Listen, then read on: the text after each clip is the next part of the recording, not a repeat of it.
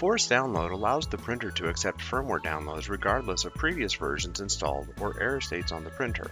Zebra recommends that you only use force download if the standard procedures for downloading firmware fail.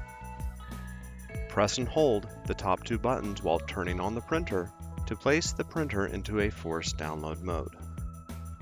Once the printer is in a force download mode, connect to the printer via USB and open the firmware downloader.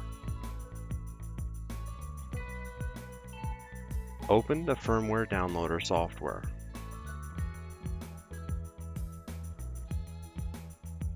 Select Printer and Auto Detect.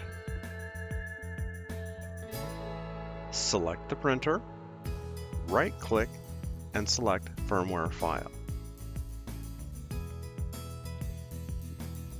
Navigate to the firmware file, select the firmware file, and select Open. When the firmware file is shown, select the printer, right-click,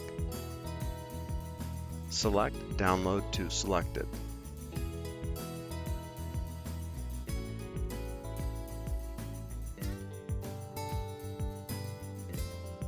When the firmware download is complete, the printer will process the firmware, restart, and feed several labels. The firmware update is complete.